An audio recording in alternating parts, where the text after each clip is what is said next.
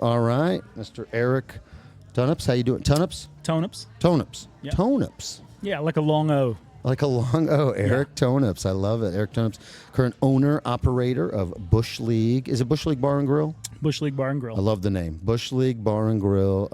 Go there often with my wife. Super great place. We're going to kind of get into how all that started. I want to talk a lot about Bush League here towards the end, but I want to get right in. You are an interesting character. I've wanted to have you on ever since we started this podcast. You got a pretty fascinating story of how you've gotten into the restaurant industry. You know, I needed a little extra money, so I started a restaurant. That's not necessarily your story. You have an interesting beginning. You have some interesting adventures. I think I said it wrong. I called it Supermarket Sweep. You called it, it's Guy Fieri. Guy's Grocery Games. Tell me about Guy's Grocery Games. Oh, that was a very challenging game show, which I never thought I would even have a chance to get on the show. Okay. But, apply for it like everybody else and just hope for the best. Apply online. Yeah. And then you get callbacks, and then, typically they'll say, thanks but no thanks. And I got a random call one night at one of my daughter's softball games, and producer started asking me questions, and I was like, what's this for? And they were like, oh, yeah, you applied for because it was, weeks and weeks had gone by from the application. Okay, so time out. Take me into the headspace. Where and when were we when we applied to be on Guy Fieri's Grocery Games? Gosh, this was... I mean, are we on just the laptop late at night and we're like, this looks like fun? It was on Facebook. One of my Facebook friends sent me the link, okay. and she said, this would be cool if you were to do this. And I thought, it's worth a shot. Yeah. It's brand new show. It's not even out yet. It's, ultimately, we were the very first episode ever filmed. You were on the first episode? Very first. We weren't played first, but we were the first filmed. Oh, gotcha. Okay. Yeah. Okay. And then Hollywood and production and all that mumbo jumbo. We actually came out at number 5. Oh, but you were the first one filmed. And they, okay. They learned a lot through our show of what to do, what not to do. So it was a long filming day, and it was funny. It one day? 1 day, 16-hour film for a 30-minute show. Oh my goodness! And I think that was in part because we were the first time, and they didn't know what we were going to wear. They didn't know what we were going to do. I mean, they were kind of piecing it together as we went. Mm-hmm. But going back to the call and then the original, hey, you're on the show, was 3 or 4 months in the middle of, I'm talking Zoom calls and, back then on laptops and, asking me questions and really asking for pictures of food and, Okay, give me the time frame. What was the year? I don't know. Is this the gosh, it's been so long. It was like it was a 12 or 13 time period. Okay. And when I finally got the call to say, hey, you're going to be on the show, it was a Friday, and we were filming that Monday. And I was vacationing in Florida. And we cut the vacation short and asked my wife and our kids, we have 7 kids, but back then it was about, I want to say 5 kids we had. And I was like, because we had driven to Florida, and I was like, I talked to the producer. I was like, I'm in Florida. I'm gonna have to drive all the way out. We always drive to Florida. Yeah, I love driving. Yeah, I think we were in Pensacola. Yeah, you go down by Mobile, Alabama, and you take it across. We always drive to Florida. So we did the cross country Griswold travel. We left Florida that next morning, and we stayed in our house, kind of like a hotel. We did laundry and packed up and went out the next day. I mean, when you say we went out the next day, the whole family, the whole crew. And when we go out to, I'm assuming we're going out to like Hollywood, we're going out to California, LA, Los or Angeles. Okay. Yeah. And they, they filmed. They had gutted a real grocery store, rented out a small little boutique grocery store, and it was full of, wires and wires. Okay. It was a full functioning grocery store like a week before, and all the product was there, and then it was all full set up to be production. And makeshift kitchens built in there, and it was one of the hardest things I've ever had to do. Did you have to cook on the show? Yes, cook. Oh, so again, I'm thinking the old, was it 80s or early 90s supermarket sweep? Yeah, where you're going up and down the aisles, you're doing the supermarket thing. But in this one, so Guy Fieri's, you're in the supermarket. Is there a supermarket sweep element? You're going up and down at all? We're shopping for the food items we're going to cook. So it's more cooking. It's a cooking show. It's a cooking show. Okay. Okay. And it was one of the most challenging. What'd you cook?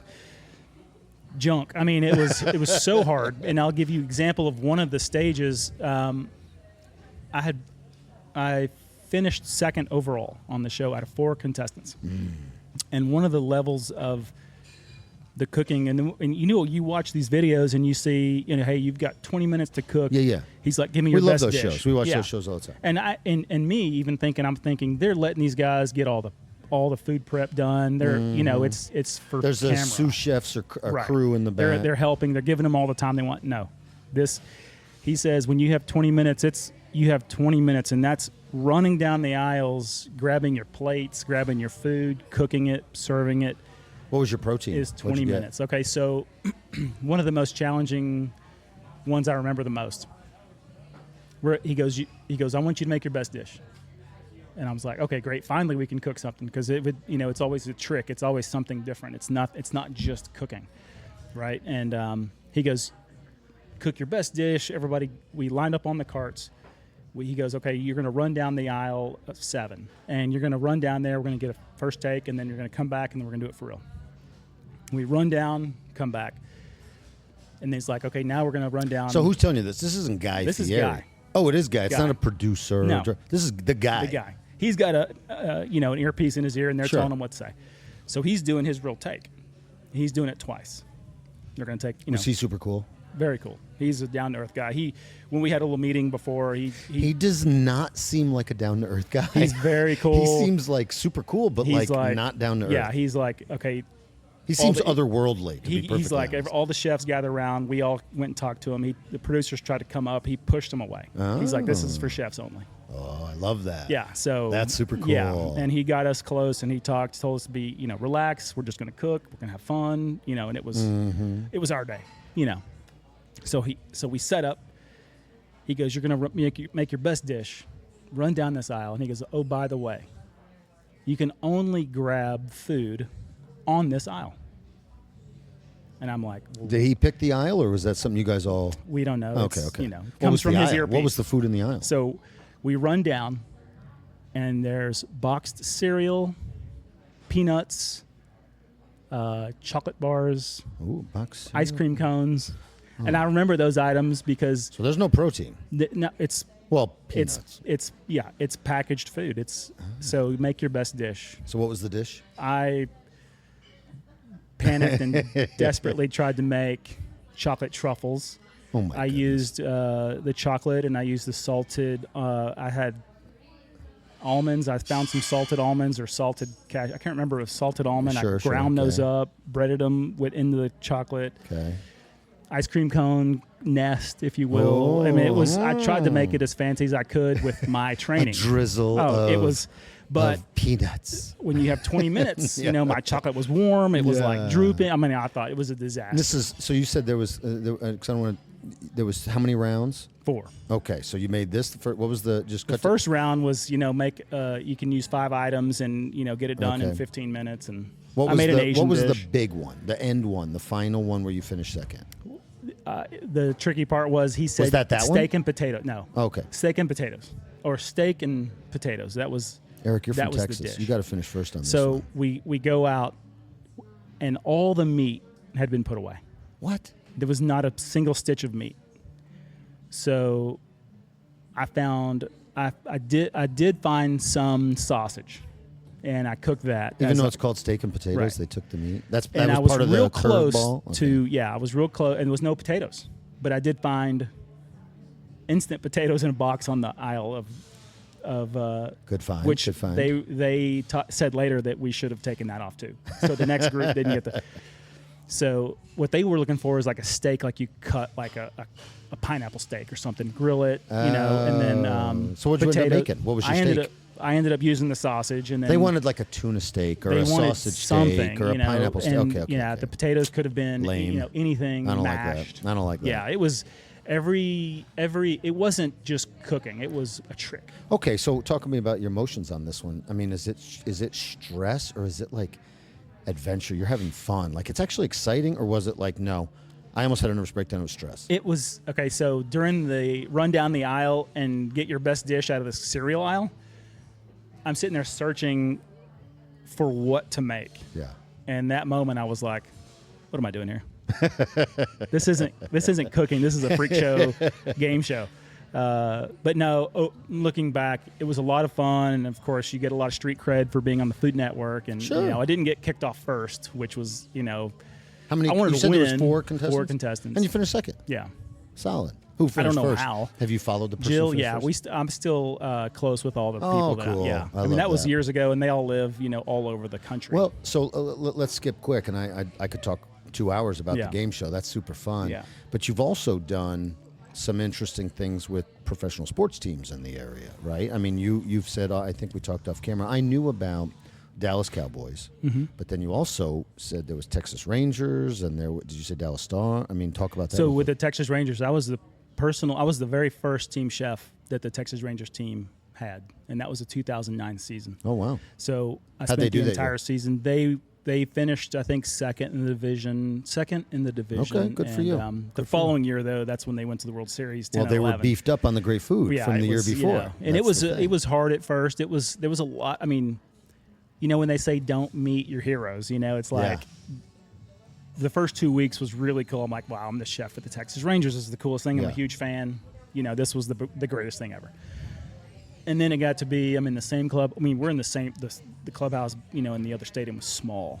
So we're in the same confined space with these guys. And Are they being not cool?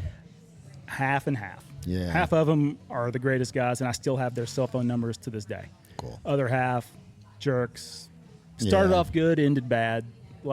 Because of food or it's a just personnel? how they are. I wanted it's it just quicker or something? Or? all the above. It was, it was everything. It was just everything. It's just being it's like you're in a confined space. What's the most popular food? If there was one item, like what do these athletes want to eat? What's chicken? The thing? Chicken, and I made protein, based smoothies. Do they want it a certain way? I mean, they don't want dry chicken breast. They don't care. I mean, they weren't. It could have been anything from hamburger helper to, chicken and beef fajitas to, I didn't do steaks too often, but a few times, What's the time frame on this? After or before the Guy Fieri's? I was the Ranger chef before. Okay, so I mean, keto carnivore is not very popular, but everyone's still just hardcore protein, minimal carbs. And, I mean, there was a nutritionist that I worked with. The nutritionist I work with is the one who got me in the door with the Rangers and the Cowboys. And when I also was, personal chef for pro golfer, I went to the Masters every year in Augusta and cooked for the family, for him and Are his you allowed family to say all the name? week. Or? I mean, I can. It's Hunter Mahan. He used to. Oh, he yeah, doesn't. yeah. He's not in the PGA anymore.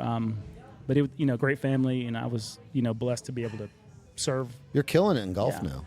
I mean, I've been playing 2 years, and I'm, still I can't not believe that you're saying great, you're but- playing 2 years. That's Yeah. wild. Like, I'm almost 50. I've been playing for 35 years. I mean, 13-year-old Josh was out there with my buddy Josh. We were playing all the time. And I mean, some of the stuff you're seeing on Facebook, and you're like analyzing your swing, and you're getting into it. I'm like, dude, I've never done that. Like, Yeah. I've been playing for 4 decades, and I've never done that. I But tell you you're what, you've gone all in on it. Yeah, it's I'm glad I didn't get into it until now because it's very time consuming and it's. What it's are a you lot of playing fun. with? What's your irons? I just got some TaylorMade P790s, Okay. 2023s. Yeah, they're pretty pure. Are they cavity or is this? Yeah, cavity back. Yeah, no yeah. blades. Yeah, No. no, I'm not there yet. I'm still, cavity too, yeah. I'm still. I mean, I got down to a 13 handicap, but I'm Do they back still up to 7. do they still make Adams? Because that's what, about 10 years ago I got. That's what I'm still playing with is Adams irons. I don't know. Have you heard that brand? Yeah, I have. Adams? I've It's a good heard it. brand. Yeah, they sure. were. And they had great. They like revolutionized the hybrid iron drive.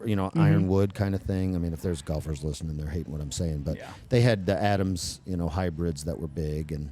They were like the old-fashioned 7-wood kind of, and they had a bunch of them. I love the Adams cavities. I don't hit woods very well. I seem to top it all the time. I'm still in the topping phase of, I try to go everything iron. Even when I should hit a 3-wood, I'll hit my 4-iron because I trust it a little more as opposed to topping it. Oh, I and had hooking 3 it. clubs.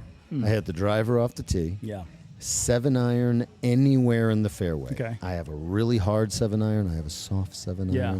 I have a medium 7-iron anywhere in the fairway, and then I'm really good with like the wedge. I tell you what, I play. Those are my 3 clubs. Yeah, That's the only I things play a use. skins group with these guys on the weekends every weekend, in their woods on the way in. You know, once they drive, you know, half the distance that I can get, and then you know their woods going in, they know how to hit those and let those run up to the green, and they're on the. I mean, they're scratch golfers, Letting and them they've run. been playing I mean, forever, yeah, that's and I'm trying to, you know, let it land like a butterfly with sore feet right on the green, and I can't get there, and they're just hitting it, you know, 30, 40 yards short. You go of to the the green, range a just lot? runs in. You go to the range a lot? No, I should. No, I'd no, probably no. go once. You should, but don't like. If you really want to become compulsive, you should. Yeah. But otherwise, stay an amateur golfer and just golf on the golf course. just like to play Once you golf start on- going on the range, you're like you're trying to dial Yeah. in. You're trying. It does help, though. I'll tell you Of this. course, you but- know, I'll probably go to the range once a month, Okay.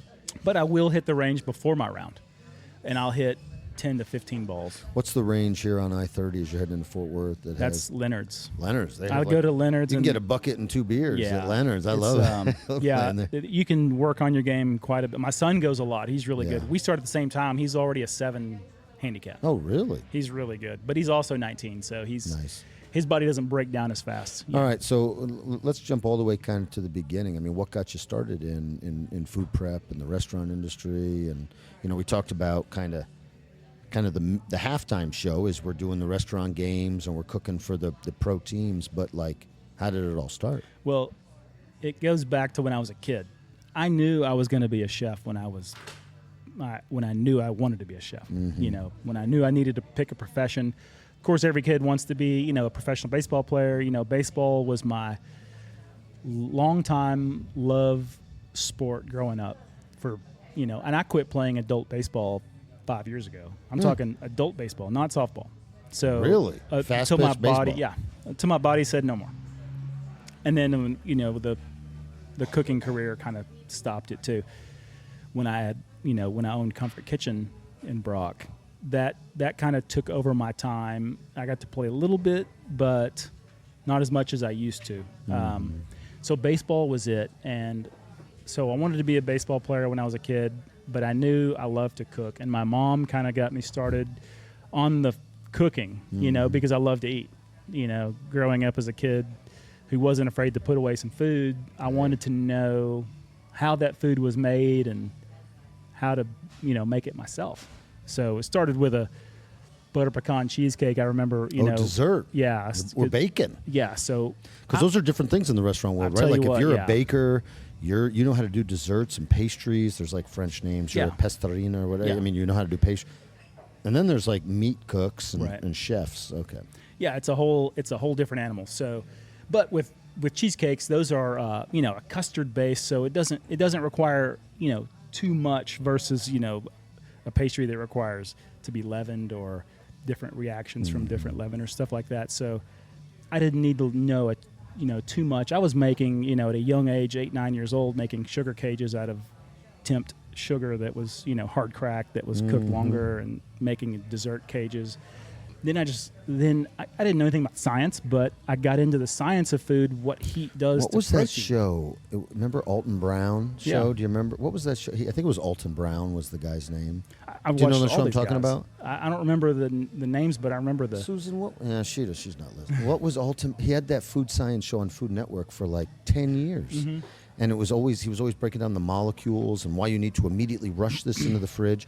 But with this item, you need to let it cool at room Yeah. temperature. And he would bring in, you know, the molecular structure of the sugar compounds at 180 degrees versus this degrees. Yeah, that changes everything. that So was a there's great so many show. different. Yeah, the food science the science part of cooking is just a whole different level that I never expected. You know, when I went to culinary school in the 90s, you know, went from 94 to 97, I cooked for a little while thinking I went in knowing that, I mean, what are they going to teach me? I know everything, you know. I thought I was the baddest, coolest dude there. And when I was in culinary school, I thought I was the baddest, culinary student they've ever had. You know, I was always putting myself up. I'm going to be the best. I'm going to be, you know, they're not going to see another chef like me. Confidence is good.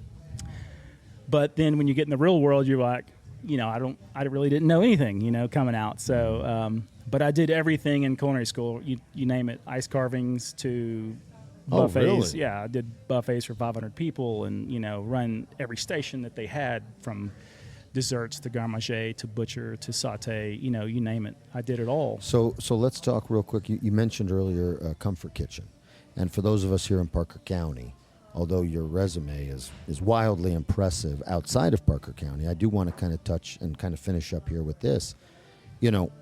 Comfort Kitchen to Bush League. Yeah. So what's the start of Comfort Kitchen? When did that start? What's the what's the beginning? Well, when I was finishing with the Cowboys, so I did those guys for 3 seasons. Mm-hmm. Only cooked at Valley Ranch. They don't feed the players after games, which is interesting. The Cowboys, after their games, they just leave. So it was only practices at Valley Ranch, and from 14, 15, and 16. And the reason Comfort Kitchen even came about was because in 16, the end of 16, the Cowboys, when they left training camp in California, went to the Star. Yeah. Instead of Valley Ranch. Oh, and gotcha. At the Star, it's, they have 1,000 kitchens in there and 1,000 chefs, and they didn't need an outside caterer coming in, because that was one of like 8 different caterers that came in and fed the Cowboys players for post-practice. Before the Star. Before the Star. So once the Star was opened, I was like, I need to do something else. So got with another investor friend of mine who lived in Brock and said, hey, come out to Brock, let's open a little place. I'm like, let's do it. So that's how Comfort Kitchen came about. And I think the first time we met, I think you did an event at Parker County Brewing Company for the city of Hudson Oaks. Yeah. They had asked for you to cater like a Christmas party or something. Yeah. And they wanted our beer. I'm no longer there, but they wanted the beer, but they wanted your food. Mm-hmm. And I was like, okay. Yeah, I thought it was weird. I was like, another restaurant is going to allow another restaurant to come in and cater, which I was like, Hey, we told them it's Sunday. We close at 9. We'll close at 8 for you. So their dinner started at like 8. Yeah. And then we got a pretty nice catering fee, Nice. or whatever. So it's Okay. like, yeah, we'll do it, and we'll sell the beer. And no, it worked out great. And the food, all the staff, I remember, were just, because at the end you had prime rib or something left over. And there was like four or five waitresses and a bartender, and myself and the other owner. You're like, hey, we got extra. You want prime rib? We're like, would we like prime rib? Yeah. Yes, Who doesn't want prime rib? We'll definitely take some prime rib. Yeah. And I think that was the Hudson Oaks Christmas Party 2018-19, something like that. Yeah. That was awesome. Okay, so Comfort Kitchen was successful. It was good. super Yeah, popular. It was popular. That's how people kind of know you Yeah. around here. They don't know you, I don't think, Eric. I could be wrong. I don't think they know you from the Cowboys, from the guy Fieri, Right. although these stories are wildly awesome, and Yeah. you should be proud of these. But they know you because Comfort Kitchen, hit a home run. It was very popular. There was a line out there was a drive-through outside of this restaurant. That's actually kind of a unique oddity, it was too. 1,000 square foot space. We were there for 8 years, and we had a great Was it community. 8 years, yeah. And it was, if I could have built a restaurant that we have now in Brock, I would have. And everybody knows I would have stayed. That community, the Brock community, is the best I've ever lived in. Do you see them out in Bush League? Do they come and say hi? They do. They come and support us still. Awesome. The way they rallied around my daughter when she was in her accident. That was tragedy. a huge. That was one of our deciding factors if we should leave or not. Because I thought, well, they've done so much, I don't want to leave them. Because even though we're only 15 minutes down the road, it just felt like we're abandoning the community. You mean that was one of the last hurdles? Maybe we shouldn't do this. Right. That was heavy on my heart, to decide what we should do, and then, but the opportunity presented itself as it does sometimes, and I thought, well, this is one thing I think we need to do. Because of the size of the place and its popularity. It's a big place. Well, the Comfort Kitchen, the size, and gotcha. we didn't have a bunch of staff, so it was me, and then my background and my menu, so it was me going and from day to night. So now at Bush League you have more staff, and that means you have way more free time, right? Way more free time to go golf. Oh, I was being sarcastic. You do. No, you do I have more free okay, time. Good. And that was my intent when I talked to my wife. I was like, I think we could have a more full-service restaurant, and it would I have to allow admit, us. I was a little surprised, not for the community connection, just because you had you had one successful profit-making restaurant out in Brock, and now you had the opportunity to have a second. But I think after talking to you, and your impression was you were running the one in Brock, right? And you can only run one. Yeah. Where it needed me specifically. Yeah. This menu that I created at Bush League is more, I can teach it better to cooks. And my son, who runs it, and his girlfriend, they, our kitchen managers, they can do very well in my absence, and, that's one thing. It's very tough these days is to find kitchen staff, quality kitchen staff who wants to still be in this industry. It's very hard to still find that. Well, and the pay, I mean, they're not wrong to ask or demand higher pay. Right. But I mean, I just interviewed a gal today for the cook, and the rate that we're saying, I told her, I said, your training rate is what I paid the kitchen manager in 2018 in Park County Brew Company. Like that was the kitchen manager's rate. This is your training pay now. Like you're going to see way more than that in a month. And it hurts me. I don't like it. I mean, I want to give fair wages. Right. I just don't like that because of inflation, fair wages are now so high. Right. Yeah. And it causes everything to go up. And so I'm trying to keep an eye on our time. We got about a minute or two left. So talk to me about Bush League. Let's focus in on that now. So Bush League, what's killing it? What's hitting it? What's coming up? The baseball theme, Bush League, if people that don't know, Bush League is, slang for baseball. It's teams out in the bush who aren't, the best teams. The old minor league teams kind of thing. Yeah. So, that's one of the things. If you go in there, you won't see any professional baseball decoration. It's all minor league or less. Oh, I didn't realize that. I'll have to look at that. No pro sports. You got any of the banana things or whatever? I got the Savannah Bananas. I got 2 jerseys up for those guys. I've got Bull Durham jerseys up. I've got Kenny Power jerseys up. Yes, So we've even got a Bad News Bears jersey hanging up. And you added 30 TVs. It feels like. Yeah, there's 34 TVs in the restaurant. And prior, one in the I kitchen. think there was 4. Yeah. So you added 30 TVs. Right. So, but yeah, our menu. A TV in the kitchen. A TV in the kitchen. Yeah. Showing sports, or is that menu item? We put that up for the staff so we could watch the Masters golf tournament. And it's been up since, so we can watch the Rangers and the Stars. Love it. But yeah, we took bar food to the next level, keeping it fresh, keeping it made to order, which is difficult. But fresh ingredients. I mean, everything from brined chicken wings to hand breaded onion rings, colossal style, fresh cut fries, hand patted burgers. I mean, we do everything we can from scratch. Even food our is great. desserts. Food is great. Thank you. Yep, food is great. We Drinks work hard. are great. Yeah, drinks are great. Love the bar. Love Hannah behind the bar. Oh yeah, she's great. We're a big fan of her. She's big time. No, food is great. We hear good things. Seems like you have a bunch of regulars. That's key. We've noticed that too. Like the regulars are big in the industry. Yeah. Anything kind of cool or big coming up, or new menu events? I'm working on. Oh. We got new menu items. We're working on a new menu, bringing some, not taking away anything, but adding a few new items like a Cajun blackened chicken, fresh made guacamole. Oh, fresh made Nashville guacamole. hot, fried chicken. Yeah, it's some new items that are gonna add to the menu to really jump it up, make it even harder on us back there. So we got a couple more seconds left. We'll just kind of end it here, Eric. It's been a great talk. Wish we had more time. Kind of, what's your message? Let's kind of talk to the family. This is a video that will live on in posterity. Not your prostate. Not your prostate. It will live on in posterity. Any messages of thanks or wisdom from a dad to his kids or from the family? Or yeah, my family. I don't do anything without checking in with them first and deciding as a family if we should do certain things and the direction we should move forward. And yeah, we definitely don't do anything unless we discuss it together as a family and all come out in unity on it and decide what we do further from there. Yeah, it's good advice. Love it, Eric. Thank you very much. Thank you so much, buddy.